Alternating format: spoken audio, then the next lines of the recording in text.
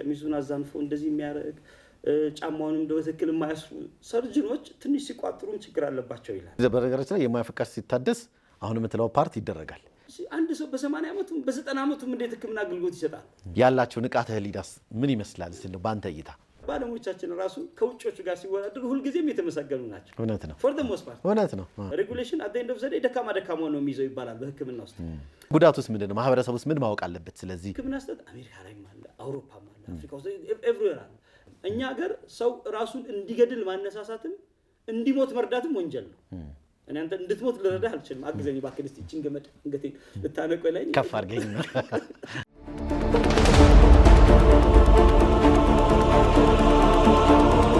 ሰላም ጤና ይስጥልን ውድ የጤና ጥበብ ፕሮግራም ተከታታዮች፣ ዘውትር በዚህ ሰዓት ወደ እናንተ የሚቀርብላችሁ ሳምንታዊው የጤና ጥበብ ፕሮግራማችን ተጀምሯል። እንደምታውቁት ጤና ጥበብ ፕሮግራማችንን ሰላም ሄልዝ ኮንሰልተንሲ ከአባይ ቴሌቪዥን ጋር በጋራ በመሆን ወደ እናንተ የሚያቀርቡት ፕሮግራም ነው። በዚህም ፕሮግራም ላይ በጤናው ዘርፍ ላይ የተለያዩ ስራዎችን እየሰሩ የሚገኙ ግለሰቦችን እንግዳ አድርገን በመጋበዝ ያላቸውን ዕውቀትና ክህሎት ወደ እናንተ የምናደርስበት ፕሮግራም ነው የጤና ጥበብ ፕሮግራማችን። ዛሬም እንደተለመደው እንግዲህ አንድ እንግዳ ይዤላችሁ ቀርቤያለሁ። ከኛ ጋር ብትቆዩ የሳምንቱ የጤና ጥበብ ቪዲዮም ሰዓቱን ጠብቆ ወደ እናንተ የሚደርስ ነው የሚሆነው። እስከ ፕሮግራማችን ፍጻሜ አብራችሁን ቆዩ።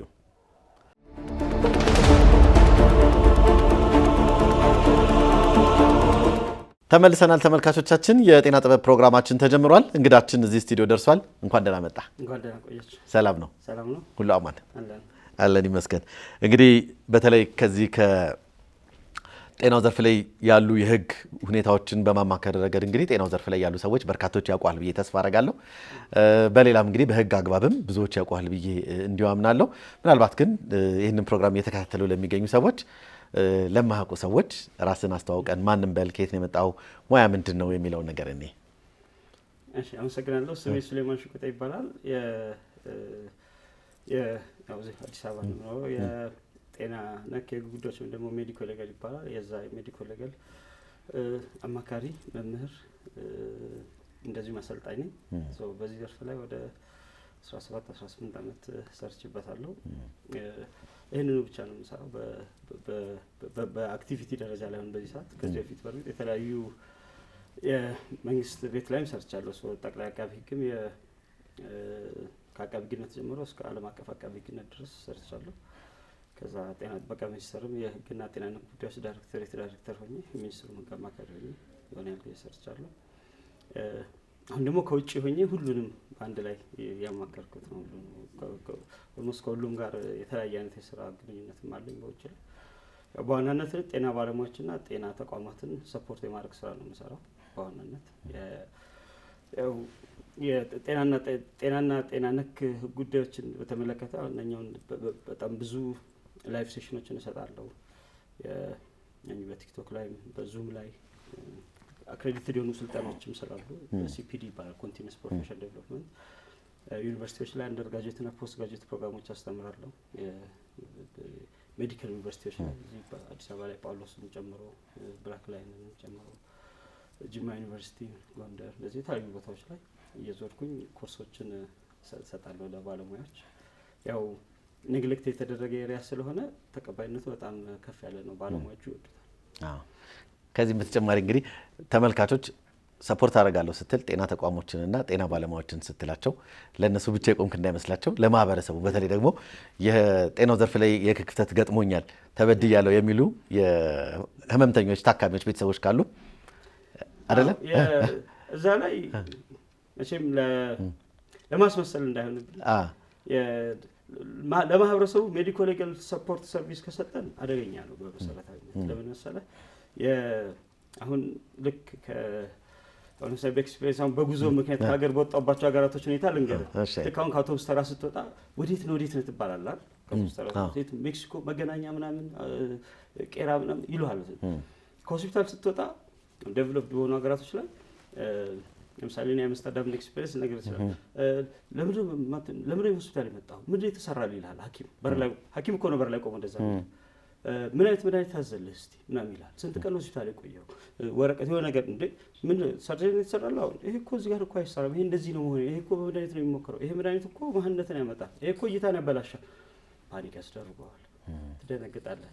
ህክምና ሆኖ እንደ ህክምና ይሄ ክሊኒካል ጀጅመንት ይባላል። ክሊኒካል ጀጅመንት ማለት ህክምና እይታው እንዳይደለም ሰዎች አሁን አንድ ቦታ ታይተው የሆነ መድኃኒት ታዞላቸው ወስደው ከዛ ሌላ ቦታ ሳይሻላቸው ቀርቶ የሆነ ቦታ ሄዶ ደግሞ የሆነ ነገር ሲታዘዝላቸው ሲድም እሱ ነው ጎበዝ ባለሙያ ነው። በኤግዞስሽን የዶኮሉ ሁለተኛው የመጀመሪያው ባለሙያ የሆነ ነገር ሞክሯል አልተሳካለትም ያንን አይደግመውማ ሌላ ነገር ነው የሚደግመው እዚህ ተሳካለት ያ ድጋሚ እሱ ጋር ቢሄድ እኮ ይሄንን መጀመሪያ የተሳሳተ ነው እንላለን ግን እንደዛ አይደለም ህክምና መላምት ነው መጀመሪያ ማህበረሰቡ የማይገነዘበው ነገር እሱ ፓርት ነው እዚህ እቺ ማህበረሰቡን ይሄን አትነግረውም ገብቷል መላምት መሆኑን ሰው ልክ ዴፊኒት ሳይንስ አድርገህ ትነግረዋለህ ግን ህክምና ግን ኢምፒውርና ኢንኮምፕሊት ሳይንስ ነው ገና ያላለቀለት የምትለው ሳይንስ ነው ስለዚህ ሰዎችን ፓኒክ ያስደርጓቸዋል አንዳንዴ ፎልስ ጋውን ለብሰው በየኮሪዶሩ ላይ ይሄዱ እኛ ኦርቶፔዲክ ታካሚውን ሰርጂካል ታካሚውን ሆስፒታል ላይ በተለይ ፕሮሎንግድ ረዘም ላለ ጊዜ ተኙ ታካሚዎችን እያናገሩ የመድኃኒት ኮል ታዝል ላይ አይገባም ነበር ፕሮስቴር ኮል ይሰራል ላይ አይገባም እያሉ ከዛ ፓወር ኦፍ አቶርኒ ይወስዳሉ የሆነች ወረቀት ያስፈርሙትና ኢንሹራንሱ ስላለ በኢንሹራንሱ ነው ሰትል የሚያደርጉት እነሱ ከዚህ አሁን ዌስቱ ማህበረሰብ ላይ እስከ 30% የሚደርሰው የህክምና ወጪ የኢንሹራንስ ወጪ ነው ለምን ባለሙያዎች በዚህ ምክንያት ከፍ ያለ ኢንሹራንስ እንዲገዙ ሆነዋል ለምን እነኚህ ሜዲካል ዲቴክቲቭስ ይባላሉ ሜዲካል ዲቴክቲቭስ የህክምና ማልፕራክቲስ አነፍናፊዎች ባለው እነኛ ይሄዱ ያነፈነፉ እያንዳንዱ ባለሙያ የሰራውን ጥፋት ወደ ክስ ያመጣሉ ወደ ህግ ያመጡታል ወደ በመድኃኒት የሚመጣውን በፕሮዳክት በማሽን የሚመጣውን በባለሙያዎች የሚመጣውን በፕሮሲጀሮች በሲስተሞች ምክንያት የሚመጣውን ኤረሮች ወደ ፊት ለፊት እያወጡት ክስ ያበዛሉ ስለዚህ ተቋማቶች አንተን ሲቀጥሩ ኢንሹራንስ ከሌላ አይቀጥሩም በቃ $1 ሚሊዮን ኢንሹራንስ ለምሳሌ ሃይ ሪስክ ሙያ ውስጥ የምትሰራ ከሆንክ ከፍ ያለ እስከ $500,000 ምናምን ኢንሹራንስ ጠይቅ ትችላለህ ፐር ይር ሃይ ሪስክ ሙያዎች ውስጥ የምትሰራ ከሆነ ሶ ያ የህክምና ወጪውን ነው የሚጨምረው እዚያው ማህበረሰቡ ሜዲኮ ሊጋልን አወቀው ማለት የህክምና ወጪ ይጨምራል ስለዚህ አሁን ካለው እጥፍ ምናልባት በትንሹ እኮ ነው እጥፍ ሊሆን ይችላል ስለዚህ አሁን ላይ ማህበረሰቡን የምናነቃበት የምናስተምርበት ጊዜ ነው ብዬ አምናለሁ ለራሴ ጤና ባለሙያውን ጤና ተቋማቶቻችንን የምናጠናክርበት ጤና ባለሙያን አዌርነሱን ከፍ የምናደርግበት ግን ለማህበረሰቡ ደግሞ ቀስ በቀስ በሂደት እየሰጠናቸው ነው ደግሞ አሁን የኔ ፔጆች ላይ ብትገባ ለምሳሌ አሁን የተለያዩ እንትኖች አሉ ስለ ለጤና ባለሙያ እኮ ግዴታውን ስነግረው ለማህበረሰቡ እኮ መብቱ ነው ማለት ነው አልቲሜትሊ ያው ዳይሬክት ፎከስ አይደለም ግን በተዘዋዋሪ የሰራቸው ግን ወደፊት ደግሞ ኮል ሴንተር አሁን ሴት እያደረኩ ነው ሶማቲክ በዛ ኮል ሴንተር ግን ያገኙኛል ዞሮ ያ ኮል ሴንተሩ ለማህበረሰብ ነው መቼም ስፔሲፊካሊ ለተወሰነ ለኛ አይደለም መቼም ለተለቀ ሜዲካል ሊጋል ሰፖርት ሰርቪስ እንሰጣቸዋለን ሶ አሮን ምናልባት በፕሮግራም ላይ ማስታወቂያ ይሰራል እንደ ታርጌት ማህበረሰቡን ሜዲካል ሊጋል ላይ ታርጌት አድርገህ ከሰራ ኢንክሪዝ ኢን ኮስት ኦፍ ሜዲኬሽን ይኖራል ምንም በህክምና ወጪ ላይ እጥፍ ወይም ደግሞ ከዛ በላይ ጭማሪ ይኖራል ስለዚህ ማህበረሰቡ ላይ ሳይሆን ጤና ባለሙያ ጤና ተቋማት ላይ ማተኮር ይሻላል ወደሚለው አቋም ላይ ዘንበል ስለምን በጣም ጥሩ እንደው በዚህ ደረጃ ግን አሁን እንዳልከው የባለሙያውስ ግንዛቤ ምን ይመስላል አሁን ተቋማትስ በዚህ ደረጃ በዚህ ጉዳይ ላይ በሜዲኮ ሌጋል ኢሹ ላይ ያላቸው ንቃተ ህሊናስ ምን ይመስላል እስቲ ነው ባንተ እይታ መቼም ህግና አሁን መቼም አሁን መንፈሳዊ ህይወት ላይ ፈጣሪ የማታውቀው ነገር አይጠይቅም ተብሎ ይታሰባል ፈጣሪ ከእውቀት ጋር የተያያዘ ኃላፊነትን ይዞ ቢመጣው ህግ ግን ከእውቀት ጋር የተያያዘ አይደለም ባታውቅም ይጠይቃል ለምን የማወቅ ግዴታ አለብህ ይላል አልቲሜትሊ ስለዚህ ኖርማሊ እኛ እንደ ማህበረሰብ ጤና ባለሙያውን ሊሰራበት ሳይንሱን አስተምረናል ወይ ደግሞ ለአንድ ሙያ የሚያስፈልገውን ክህሎት አስተምረናል ግን ባለሙያውን ከታካሚዎች ጋር ስለሚገባው ግንኙነት ሊያደርገው ስለሚገባ ግንኙነት አይነት የስነ ምግባር ደረጃ ሊያከብራቸው ስለሚገባ ህጎች ግን ኦልሞስት ምንም ስልጠና አልተሰጠውም የለም ዩኒቨርሲቲ ኮርሶች ላይ የለም ኢቲክስ የምትባል ኮርስ አለች ያቺ ኢቲክስ ለዛው ሁለት ስንት ነው ስንት ክሬዲት ሁለት ክሬዲት አወር በቃ ከሁለትና ከአንድ በላይ ሆነ አይቻ ታላቅ 1 hour 2 hour ምናምን ይሰጣቸዋል በቃ አለቀ ከዛ እውቀትና ክህሎት ያለው ሰው ተገቢ ባልሆነ ስነ ምግባር መሀል ይቀሳቀሳል ማለት ነው ታካሚን እንዴት ማየት እንዳለበት በአግባቡ ያልተረዳ ባለሙያ እንድንፈጥር የሆነው በዛ ምክንያት ነው እኔ ኖርማሊ እንደ ማህበረሰብ መጀመሪያው ነው ያንን አልሰጠናቸውም በዩኒቨርሲቲዎች ላይ ኮርሶቹ ዲዛይን አልተደረጉ እኔ መጀመሪያው አንድ ባለሙያ ሲባል አሁን ሌጋሊ ስፒኪንግ በህግ ላይ ተገቢ እውቀት ክህሎትና አቲቲዩድ አመለካከት ያለው ሰው ነው ተገቢ አመለካከት ሙያዊ አመለካከት ፕሮፌሽናል አውትሉክ ያለው ስለዚህ አንድ ሰው እውቀት ይኖራል ክህሎት ይኖራል በዛ ሙያ ውስጥ ያለ ክህሎት ይኖራል ከዛ ተገቢ አቲቲዩድ ደግሞ ሊኖረው ይገባል ከሴት ባላለች አሁን እኛ እውቀትና ክህሎት መስጠት ላይ ብቻ ነው የተጠመርነው እንጂ ለባለሙያዎች ተገቢውን አቲቲዩድ ተገቢው ስነ ምግባር እንዲኖራቸው በዛ ሙያ ውስጥ ያለ ተገቢ ፕሮፌሽናሊዝም አሳሰብ እንዲኖራቸው አልሰራንበትም ስለዚህ ታካሚን እንዴት ነው ቪው ማድረግ ያለበት? ገላ ማለት ምን ማለት ነው? ሶማቴ የታካሚን መርዳት ማለት ምን ማለት ነው? ሶማቴ ቫልዩ ያለውን ባለሙያ በሁሉም ሁኔታዎች ውስጥ ሊረዳን ዝግጁ የሆነ በተገኘው አጋጣሚና ሁኔታ ከስራው ላይ ወደ ኋላ የሚመለስ ማለት የሙያውን ዓላማና ግብ ያልተረዳን ባለሙያ በቅርብ ጊዜ እኮ ስትራይኮችን እኮ አይተናል። እኔ ሰዎች መብቶቻቸውን የመጠየቅ መብት አላቸው አስቲል አግሪ፣ ግን በሰዎች ህይወት ላይ ግን ምንም መስዋዕት ግን መክፈል የለብንም። ዛት ማያርግ ሁላችንም ቢሆን እንደ ማህበረሰብ አብረን ተጠባብቀን አብረን ልኖር የምንችለው መከላከያ ሰራዊት አልሰራም ቢል ምንድነው የምንሆነው? ከባድ እኮ ነው። ስለዚህ እየከፋውም ቢሆን በሁሉም ዘርፍ ውስጥ ያለ ሰው ተቋም ስራውን የሆኑ አካላቶች ደግሞ ከሌላኛው ከፍ ያለ ሙያዊ ፕሮፌሽናል ሪስፖንሲቢሊቲ ያለባቸው ያን ፕሮፌሽናል ሪስፖንሲቢሊቲ ትሬን ስላላደረግነው እኮ ነው ስትራይክ አድርጎ ያስቸገረን እኮ ባለፈው። ማለት መብትን መጠየቅ ካከፋህ ደግሞ አማራጭ ሙያ ዘርፎች አሉ እኮ አንተ ወደ ሰው አማራጭ ወዳለበትም የህይወት ዘርፍ እኮ ሊወጣ ይችላል። ግን ያ ነገር ሊመጣ የቻለው ጤና ባለሙያ መብትና ግዴታውን በአግባቡ ስላልተረዳ ነው ብዬ አምናለሁ በግሌ። እና ያን መብትና ግዴታው ኤክስትሪሙ ምን ድረስ እንደሆነ በአቲቲዩድ ደረጃ ላይ ተገቢው ስልጠና አልተሰጠውም ባለሙያ። አቲቲዩድ እኮ ኦልሞስት 60% ሰብጀክት ማተር እኮ አቲቲዩድ ላይ ማተኮር አለበት ነው የሚባለው። አንድ ሰው ባለሙያ ነው ሲባል 60% ስልጠና ሊያተኩር የሚገባው ተገቢው አቲቲዩድ እንዲኖርህ ማድረግ ላይ ነው። ለሙያ ኮሚትመንት ፍቅር እንዲኖርህ ይሄ አገልጋይ ልቦና የሚባል ነገር አለ። ያ ነገር እንዲኖርህ የምናደርግበት ነው። እና ያን ነገር አልሰጠነውም ባለሙያ አልሰጠንም መልሶ የሰጠነው ክህሎትና እውቀቱን ነው። ክህሎትና እውቀቱን እሱ በፈለገበት ጊዜና ሁኔታዎች ውስጥ ይሰጣል። አንተ ስትፈልገው እንደውም ከሰደብኳ ያገለግላል። እኛ ማህበረሰቡ it's very difficult በርግጥ ተሰድቦ አገልግሎት የሚሰጥ ባለሙያ እንዳለ አምናለሁ። አይ አግሪ እየተደባደብክም ትሰጣለህ ግን የሱ ባህሪም ግን በዛ ልክ ይቀየራል ባንተ ላይ ግንኙነቱ። ግን አሁን ኢቲክስ እና ሜዲካል ሌጋል ያንን ይላሉ አይብትልኝ ነው አይልም። አይ ካን ሪፖርት ያረከኝን ነገር ግን ፈገግታዬ ግን ሊቀንስ ወይም ደግሞ አገልግሎቱ እንዳገልግሎት ኢምፓክትድ መሆን የለበትም። መሀላችን በተከሰቱ ግንኙነቶች ምክንያት በተፈጠሩ ለምን ታካሚ የከፋው ነው መጀመሪያው ነው። መች ተደስቶ ነው አንተን የሚያስደስተ? ህመም ላይ እኮ ነው ያለው። ህመም ላይ ያለ ሰው ትግስት አለው። እኔ እናንተ ህመም እንኳን ሳይኖርብን በማህበራዊ አገልግሎቶች ውስጥ የተለያየ ቦታ ስንሄድ ትግስቱ አለን እንዴ? አንተ ሰዎችን ካፌ ላይ ቀጠረን እኮ ትግስት። እሺ ያመመው ሰው ደግሞ ሲጀርባውን የሚቆረቆረው ሳምንት ያልተኛ ምግብ በልቶ የማያውቅ ምናምን ሰው እንዴት ትግስት አይኖረውም? ያሰው የመጀመሪያው ተገቢውን አቲቲዩድ ቢኖረው ነው ያንን ሰው ይታገሰው ነበር። አሁን የዛ አቲቲዩድ ክፍተት ስላለ ነው እነኛን ትግስቶች ማምጣት ያልቻልነውና ለባለሙያ ስላልሰጠነው ነው። ግን ደግሞ ጥሩ ነገሩ ምንድነው? ባለሙያው ደግሞ ይሰማል። እውነት ማለት ብዙ ስለቆየበት ስላየ በጣም ይሰማል ባለሙያው። ያ ደግሞ ኦፖርቹኒቲ ነው፣ መልካም አጋጣሚ ነው። ስለዚህ ባለሙያው የሚሰማ ከሆነ ትነግሯል። ስለዚህ ኦፖርቹኒቲ ሆኖ ስላየሁት ነው ባለሙያ ላይ አተኩራለሁ የምልህም ጭምር። ለምን እየተቀበሉት ነው፣ ኮንተንቱን በጣም ይወዱታል።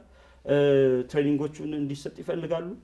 ኮርሱንም ደግሞ እንደ ኮርስ ይሰጥ በጣም በአቴንሽን ይከታተሉታል። በተቋም ደረጃ ላይ ስልጠና ሲሰጥ በጣም ሜዲካል ሊጋል ነው። ለምሳሌ ቁጭ ብሎ መብትና ግዴታውን ለማወቅ ኤክስትሪምስ ኦፍ ስታንዳርድ ኦፍ ኬር ይባላል። አሁን ስታንዳርድ ኦፍ ኬር ይባለው ለታካሚ የሚሰጠው እንክብካቤ ደረጃ ዲፋይን የሚደረገው ሞር በህግ ደረጃ ላይ ነው፣ በተለያዩ ሰርከምስታንስ ውስጥ። ያንን በትክክል ካወቀው በኋላ ለመተግበር ያለው ፈቃደኝነት እኔ ጥሩ ነው አግኝቻለሁ በግሌ ተነሳሽነቱ። እና ያንን ሬጉሌሽንን እንደ አንድ ፎርም ከመጠቀም አንፃር ትንሽ እንደ ማህበረሰቡ ክፍተት ስላለ ጥሩ። ወደ ፔሸንት ሴፍቲ እስቲ እንምጣ። የህመምተኞች ደህንነት ፔሸንት ሴፍቲ እንግዲህ ትልቁ በሀገራችን ጤና ሚኒስቴርም ብለው ሌሎች ጤናው ዘርፍ ላይ የጤናው ሴክተር ላይ ያሉ ተቋማት በዋናነት ሊተገብሩት የሚገባ እየሰሩ እንግዲህ በራሳቸው ደረጃ እየሰሩበት ያለበት ሁኔታ አለ። እንደው የፔሸንት ሴፍቲ ከህግ አንፃር እንዴት ይታያል? ሀገራችን ላይ ያለው ደረጃ ምን ይመስላል የሚለው ነገር እንደ ቃሉ ነው ወይ ተግባሩስ የሚለው ነገር እንየው። እኛ ሀገር ሴፍቲ የተባሉ ነገሮች በሙሉ ተጥለዋል። በሴፍቲ ደረጃ ላይ አይደል ነው ሜቢ አሁን ስለ ፋየርም ሴፍቲ ልታወራ ትችላለህ፣ ስለ ትራፊክ ሮድ ሴፍቲ ማለት ይሄ ጽንሰ ሀሳቡ እንደ ጽንሰ ሀሳብ ሴፍቲ ሁሉም ነገር የሚጀምረው በሰው ልጅ አእምሮ ውስጥ ነው የሚጀምረው። ሁሉም ነገር ደህንነት የሚባለው ነገር በሰው ልጅ አእምሮ ውስጥ ሊጀምር የሚገባ ነገር ነው። እኛ መጀመሪያ do we live safe ለምሳሌ መጀመሪያ ማለት ደህንነት ያለበትን ህይወትና ኑሮን መራ ለምን መሰለህ አልቲሜትሊ ሰዎች እንደ ምን ይባላል አሁን የሆኑ የተደረጉ ጥናቶች አሉ በነርሶች ላይና በሰርጅኖች ላይ የተደረገ ጥናት ነው። እነኚህ ጽዱ የሆኑ ነርሶች በጣም ጽዳታቸውን የሚጠብቁ ኒት የሆኑ ከ1 ኪሎ ግራም በታች ቦርሳ ኖርማሊ አሁን ለሴቶች ከ1 ኪሎ ግራም በታች መሆን አለበት ይላሉ። ባጋቸው ይዞት የሚንቀሳቀስ ካልሆነ እንደዚህ ነገር ያደርጋል። ሰበር አድርጎ ይዘሎን ግረልና ቅርጽን ያበላሻል። እንደዛ ጽዱ የሆኑ በቃ የሚያስፈልጋቸውን ዕቃ ብቻ የሚይዙ ነርሶች ታካሚዎቻቸውም ሲታዩ ኒት ናቸው፣ ጽዱ ናቸው። ጽዱ ነርሶች እነሱ የሚያክሟቸው ጽዱ ያልሆኑት ነርሶች ደግሞ ትንሽ ኮተትም ነገር የሚያውዙ ደግሞ ታካሚዎቻቸው በማይረባ ረብሽ ነገር ዙሪያቸው የተሞላ ጽዱ ያልሆኑ ታካሚዎች ከሰርጀሪዎች ጋር በተመሳሳይ የተደረገ ጥናት አለ። ለምሳሌ አሁን ትንሽ ቀበቶን ሲያስር በትክክል የማያስር ሸሚዙን አዛንፎ እንደዚህ የሚያደርግ ጫማውንም በትክክል የማያስሩ ሰርጅኖች ትንሽ ሲቋጥሩም ችግር አለባቸው ይላል። ሲሰፋ ማለት ነው። አዎ ሲሰፋ ኢቭን ከፓርኪንግ አንጻር ራሱ በአግባቡ ፓርክ የሚያደርጉ ሰዎች እና ትንሽ መስመር ጠብቀው ፓርክ የሚያደርጉ ባለሙያዎች አሉ። መስመር ጠብቀው ፓርክ የማያደርጉ ሰዎች መስመር የማይጠብቁ ትንሽ ስኮፕ ኦፍ ፕራክቲስ የሚባለውን ታውቃለህ። ድንበርን ጠብቆ መስራት ወደ ሌላ ድንበር እኮ እየገባ ነው ፓርክ ሲያደርጋል። ስለዚህ በሙያም የሌላ ሰው ድንበር ውስጥ ይገባሉ የሚሉ ጥናቶች ወጥተዋል። ሶ ይሄ አወር ዌይ ኦፍ ላይፍ ይሄ አኗኗር ዘይቤያችን ሙያችንን ኢምፓክት ያደርገዋል። እዚህ ሴፍቲ የሚለው ነገር በህይወት ውስጥ መምጣት አለበት ማለት ነው። ዌይ ኦፍ ላይፍ መሆን አለበት መጀመሪያ ደህንነት የሚለው ነገር። ስለዚህ አንተ የራስን ደህንነት የምትጠብቅ፣ የልጆችን ደህንነት የምትጠብቅ፣ የእናትን ደህንነት የምትጠብቅ፣ እና አባትን፣ የቤተሰብህን፣ የጎረቤት የአካባቢህን ደህንነት የምትጠብቅ ስትሆን ነው የታካሚና የማህበረሰብ ደህንነት ልትጠብቅ የምትችለው። አይ መጀመሪያ ሴፍቲ የሚለው ነገር እንደ ግለሰብ መምጣት አለበት ማለት ነው። ከዛ በኋላ ፔሸንት ሴፍቲ እኮ ተቋማዊ ነው። እስኮ በኋላ እንመጣበታለን። መጀመሪያ ባለሙያው እንደ ባለሙያ እንደ ማህበረሰብ ስንኖር ዱ ዊ ሊቭ ሴፍ ማለት መጀመሪያ ሴፍቲ የሚለው ነገር የህይወት አካላችን ነው ወይ የሚለው ትንሽ እዛ ጋር ጋፕ አለ። ሶ ለእናቱ ኬር የማያደርግ ባለሙያ፣ ለእህቱ ወይ ደግሞ ለሰራተኛው ቤት ውስጥ ኬር የማያደርግ ባለሙያ፣ ለልጆቹ ኬር የማያደርግ ባለሙያ ኦል ኦፍ ሰደን ድንገት ሆስፒታል መጥቶ ለታካሚ ኬር ሊያደርግ ይችላል እንዴ? አንላይክሊ ነው በጣም ስለከፈልነው። አንድ ሰው ውጪ ላይ ባለታክሲውን እየተሳደበ እየመጣ መንገድ ላይ አገልግሎት ሰጪ የተለያዩ አካላቶችን ትራፊክን እየተሳደበ ምናምን የመጣ ሰው ኦል ኦፍ ሰደን ስራ ቦታ ላይ ገብቶ ታካሚን ያከብራል እንዴ? አያከብርም። ስለዚህ እንደ ማህበረሰብ ይሄ ዊ ዶንት ፕራክቲስ ሴፍቲ የሚለውን ነገር እንደ ማህበረሰብ ፕራክቲስ የማድረግ ችግር አለብን። ሶ ያ የህይወታችን አካል ዌይ ኦፍ ላይፋችን አይደለም። ግን ፔሸንት ሴፍቲ ፕራክቲስ የሚባለው ግን እንደ ፕራክቲስ እንወሰደው ከተባለ እኔ ኖርማሊ አለ ለማለት ይቸግረኛል። ግን ድግሱ ግን አለ፣ በየአመቱ ይደገሳል። ፔሸንት የታካሚዎች የደህንነት ቀን ተብሎ እኔ ቁጥሮች የሚናገሩትን ነገር ስናይ ትንሽ ፔሸንት ሴፍቲ ለማክበር ራሱ ይቸግርህ ነበር ቁጥሮቹን ብታይ። ለምሳሌ አሁን በአሜሪካ ኮንቴክስት ብትወስደው ፔሸንት ሴፍቲ ፕራክቲስን በተመለከተ አንድ ኢንስቲትዩት ኦፍ ሜዲሲን የሚባል ተቋም አለ። በ2011 ይዞት የወጣው ጥናት አለ። ያ በ2011 የዓለምን የኢረር ገበና አጋለጠ የተባለ ዶክመንት ነው። እዛ ዶክመንት ላይ አሁን አሜሪካ ውስጥ አሁን ሜዲካል ኢረር የህክምና ሰት ሰርድ ሊዲንግ ኮዝ ኦፍ ዴዝ ነው፣ ሶስተኛው ከካንሰርና ከልብ ህመም ቀጥሎ። ስለዚህ በጣም አቴንሽን የሚገባው ሰብጀክት ማተር ነው ማለት ነው። አሜሪካ ውስጥ በህክምና ሰት ምክንያት የሚሞቱ ሰዎች ቁጥራቸው ሲጠና በአሜሪካ በአንደኛውም በሁለተኛው ዓለም ጦርነትና ሌሎች በህይወቷ በሙሉ ልበሉ አሜሪካ 300 ዓመት ሆኗታል። ኩዲ መጀነኛ እኮ 3000 ፕላስ ዓመት እኮ ነው። በጣም የኛ ታናሽ ናቸው። በዚህ ሁሉ ጊዜያቶች በተሳተፈባቸው ጦርነቶች ላይ ከሞቱባት ሰዎች ቁጥርና በህክምና ስህተት ከሞቱት ቁጥር የሚበልጠው በህክምና ስህተት የሞቱ ሰዎች ቁጥር ነው። በአመት 200 ምናምን ሺህ ሰው በህክምና ስህተት ይሞታል አሜሪካ ውስጥ። አሜሪካ ውስጥ ጦር ሜዳ ከመሄድና ሆስፒታል ከመሄድ ጦር ሜዳ መሄድ ይሻላል ነው። ዩ አር ሞር ሴፍ፣ በህይወት ትመለሳለህ። አደባባይ ያለ ነገር ማንም ሰው ገብቶ ሊያነበው ይችላል። ኢንስቲትዩት ኦፍ ሜዲሲን ብሎ ያንን ጥናት ሊያየው ይችላል። ሚሊተሪያቸው ሞስት አድቫንስድ ነው በጣም ህክምናውና ሚሊተሪ ነው ሞር ያደገው። ስለዚህ ፕራክቲሱ እዛ ጋር የተሻለ ስለሆነ የተሻለ ውጤት አምጥተውበታል። አሁን እንደ ማህበረሰብ ተወስዳቸው ሜዲካል ኢረሩ ህክምና ስህተቱ በየአመቱ የሚገላቸው የሰዎች ቁጥር ብዛት ቢሾፍቱ ላይ የወደቀው ፕሌን የኛ አይነት ቦይንጉ ፕሌን 777 አይነት ብሎ በየቀኑ 6 ቢገለበጥ ከሚያመጣው ተጽዕኖ ጋር እኩል ነው። የህክምና ስህተቱ የአሜሪካ ህዝብ ላይ የሚፈጥረው በርደን በየቀኑ 6 ፕሌን ቢገለበጥ ከሚያመጣው ተጽዕኖ ጋር እኩል ነው። ስለዚህ አሁን በየአመቱ አሁን ወደ 6000 ምናምን ሰው በማይነበብ እጅ ጽሁፍ ምክንያት ብቻ ይሞታል። ዝም ብለህ አሁን በየአመቱ ያለውን የሜዲካል ኢረር ሬቱ ሲያሰሉት አንድ ፖስታ ቤት 15000 መልእክቶችን በየሰከንዱ ለማይመለከታቸው ሰዎች ቢያደርስ ስራውን እየሰራ ነው ይባላል። ሙሉ አመቱን በየሰከንዱ 15000 ፖስታዎችን ለማይመለከታቸው ሰዎች እየሰጠ ቢኖር ስራውን እየሰራ ነው የተቋም። የህክምና ስህተቱ ይሄን ያህል ነው ይላሉ እነሱ እዛ። ስለዚህ አሁን አሜሪካ ማን ፔሸንት ሴፍቲ ብላ ብታከብር ብለህ አስበው በዚህ ሁሉ ቁጥሮች ውስጥ። እሺ ኢትዮጵያ ደግሞ በምን ነው ፔሸንት ሴፍቲ ራሱ ብለን በእርግጥ ነው ፔሸንት ሴፍቲ ማክበሩን እየጠላው አይደለም። ግን ፔሸንት ሴፍቲ ግን አንድ ራሱን የቻለ ተቋም ይፈልጋል።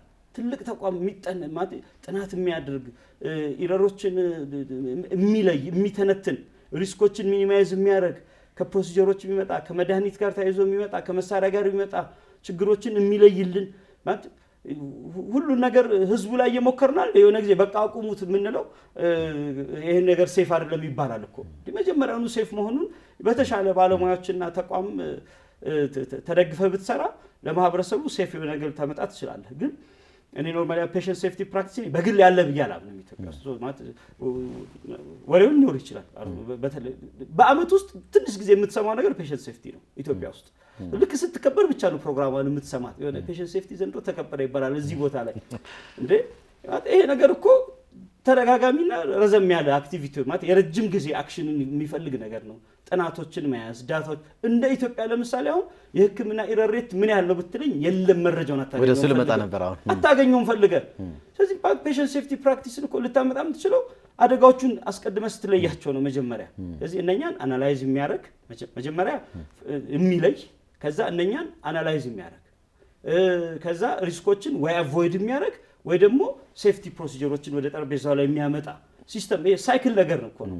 ያንን ሳይክል ራሱን ችሎ የሚሰራው ባለሙያ ይፈልጋል። ስለዚህ አሁን ዝም ብለው አንዳንድ ዘርፎች ላይ ብነግርህ ለምሳሌ አሁን ሜዲኬሽን ኢረር ኢን ኢትዮጵያ በሚል ላይ ለምሳሌ የሆኑ ጥናቶች አሉ።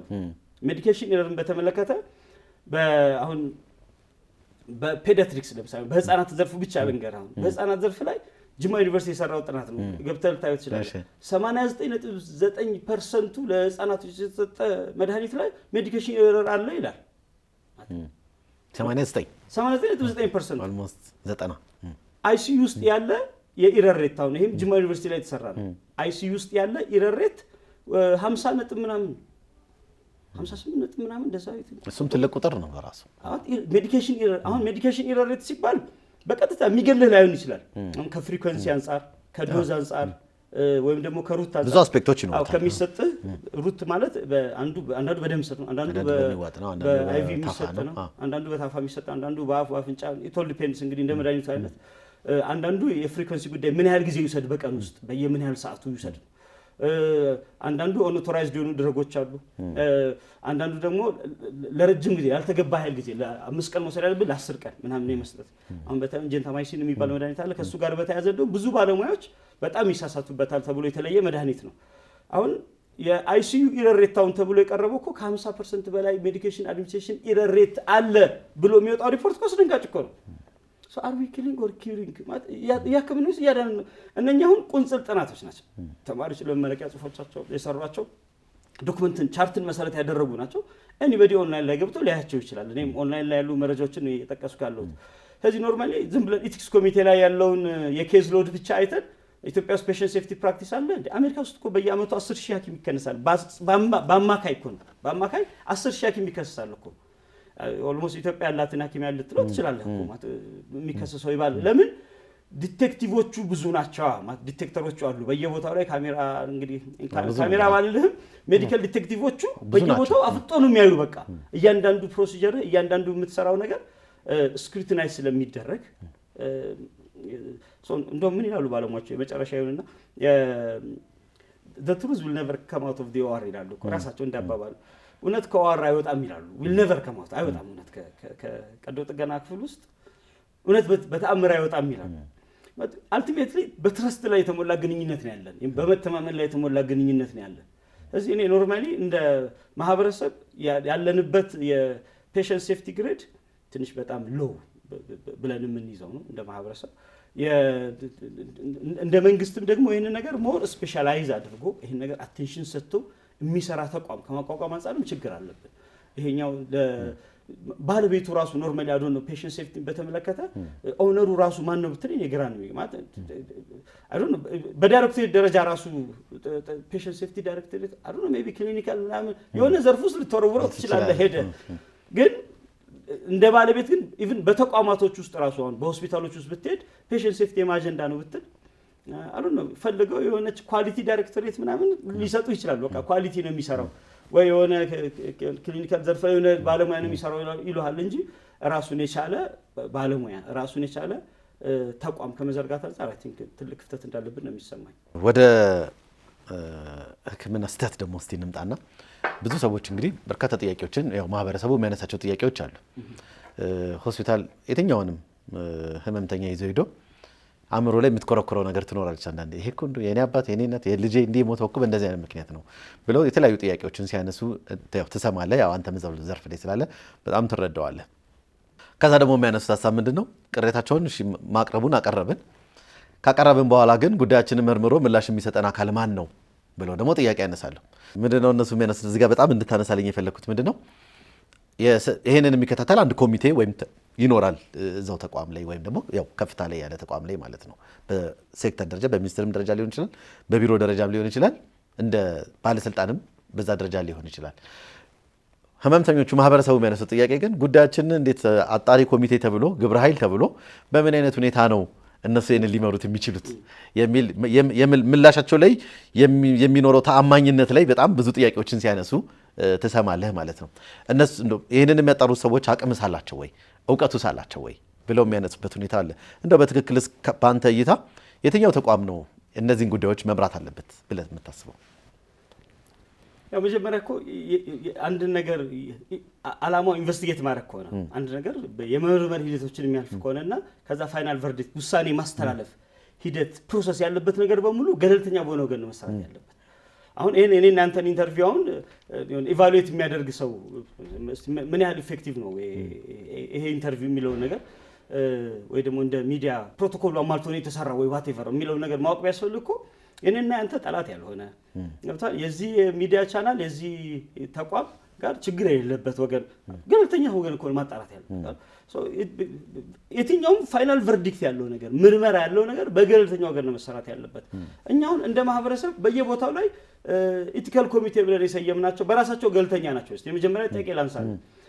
ለምሳሌ አሁን ስነምግባር ኮሚቴዎች ውስጥ ብትወስድ አሁን ከጥቁር አንበሳ እስከ 7 እስከ 8 እንደዚህ ምናምን አሁን አባላቶች ይኖሩ ለምሳሌ ነው። አልቲሜትሊ አሁን ከጥቁር አንበሳ ሰው አይከሰስም ማለት ነው። ከጥቁር አንበሳ ባለሙያ አይከሰስም ከጥቁር አንበሳ ወይ ደግሞ ቅሬታ የሚያቀርብ ታካሚ አይኖርም?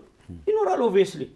ስለዚህ 6 7 8 ሰዎች ለምሳሌ ከጥቁር አንበሳ አባል በሆኑበት ኢቲካል ኮሚቴ ውስጥ እንዴት ነው ፍትሃዊ ስራ የምትጠብቀው? ለምሳሌ ነው እነኛ ሰዎች እኮ እኔ ኖርማሊ የእንትን ጉዳይ መጀመሪያ አገልግሎት መስጠትና አገልግሎትን መቆጣጠር የሚለው ነገር ያስል። አሁን ለምሳሌ የፌደራል ኢቲክስ ኮሚቴ እንደ ፌደራል ኢቲክስ ኮሚቴነቱ ከዚህ በፊት ኤፍዲኤ ስር ነበረ። ኤፍዲኤ በአንጻራዊነት ጥሩ ተቋም ነው ብዬ አምናለሁ። ኢትዮጵያ ውስጥ የቀድሞ ኤፍኤም ሀካ የሚባለው ማለት ነው የኢትዮጵያ መድኃኒት ምግብ አስተዳደር ቁጥጥር ባለስልጣን የሚባለው የአካል የተሻለ ነበረ።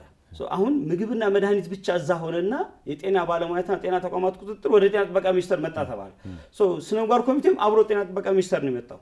ጤና ጥበቃ ሚኒስቴር እኮ አገልግሎት ሰጪ ተቋምም ጭምር ነው። ለምሳሌ ጳውሎስ በሱ ስር ነው፣ አለርት በሱ ስር ነው፣ አማኑኤል ሆስፒታል በሱ ስር ነው፣ ጴጥሮስ በሱ ስር ነው።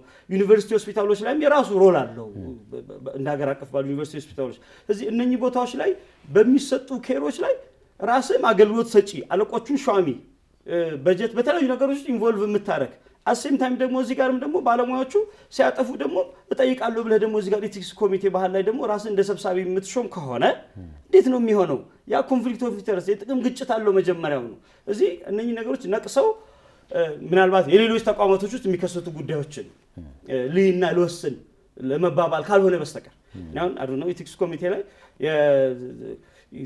የገለልተኝነቱ ጉዳይ በጣም ኦቨርት ነው፣ በጣም ግልጽ ነው።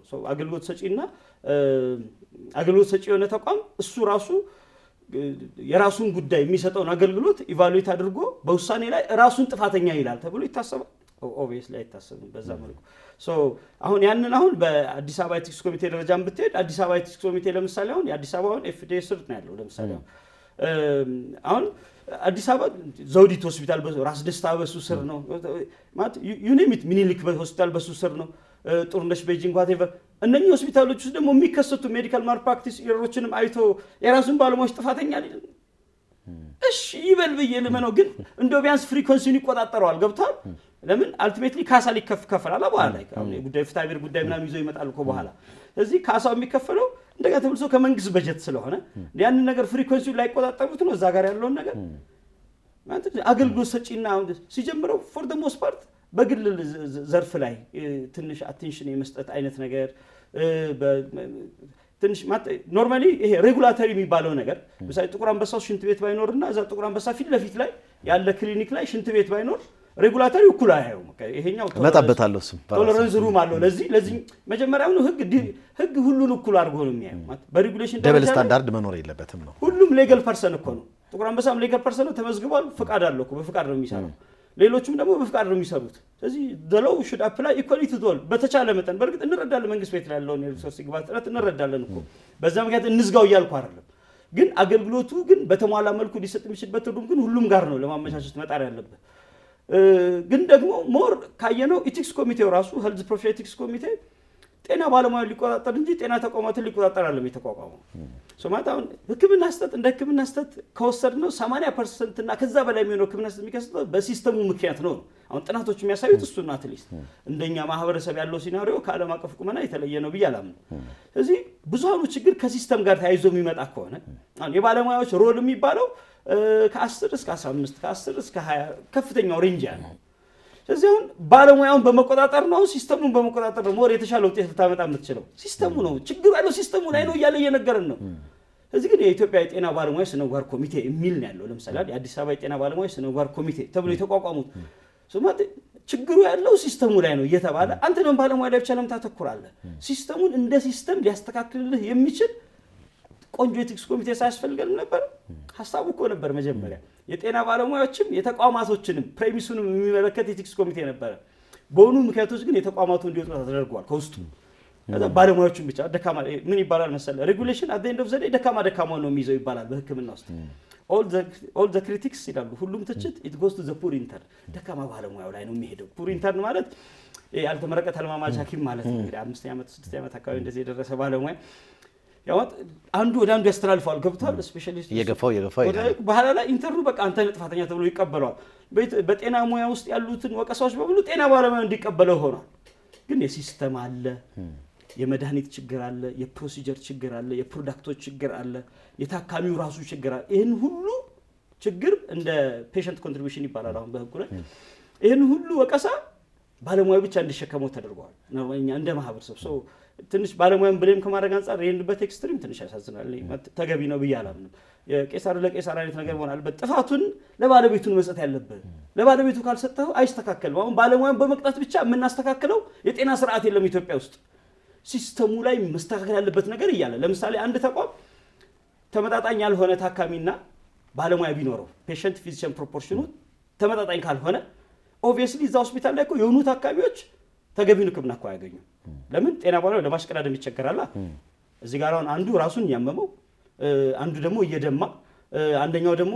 የሆነ አይኔን አመመኝ ብሎ ቢመጣ ቅድሚያ የምትሰጠው ለሚደማው ሰው ፕራዮሪቲ ትሰጣለህ ስለዚህ ታካሚዎችን ለማሽቀዳደም የሆነ ጊዜ ላይ የሚደማው ራሱ ሰከንደሪ ሊሆን ይችላል እኮ ከሱ በላይ ከመጣ ስለዚህ አሁን ፔሸንት ፊዚሽን ፕሮፖርሽን አሁን ከዚህ ጋር ተያይዞ የሚመጣ የህክምና ስህተት ነው የህክምና ጉዳት ነው የባለሙያ ነው ልትለው ስለዚህ አሁን ጤና ባለሙያዎችን የምንቆጣጠርበት አቅማቸውን ቼክ የምናደርግበት ለምሳሌ ጤና ባለሙያዎች አሁን በየአመቱ የጤና ምርመራ ማድረግ አለባቸው ለምን ሆስፒታል ላይ ነው የሚሰሩት ህመምተኛ ከሆንክ ለታካሚዎችን በሽታ ስታቀብል ልትኖር ነው አንዱ እዚህ ጋር የማዳን ስራ ይሰራል አንተ ደግሞ የመከል ስራ ትሰራለህ ማለት ነው የሚተላለፍ በሽታ ካለ ስለዚህ አሁን ሙያ ፈቃዳቸውን ለምሳሌ ሲያሳድሱ የጤና ምርመራ ማምጣት አለባቸው ይላል አዋጁ ግን ማንም ሰው ለዛ ነገር አቴንሽን አይሰጥም ከኤችአይቪ ኤድስ ውጪ ሁሉንም የጤና ምርመራ ማምጣት ማድረግ አለባቸው አኑዋሊ ይላል ያ ነገር የሚደረገው ኖርማሊ እነሱን ከስራ ለማባረር አይደለም መዳናቸውን ለማረጋገጥና ከጤንነታቸው ጋር አብሮ የሚሄድ ስራ እንዲሰሩ ለማድረግ ነው ከዛ ፊዚካል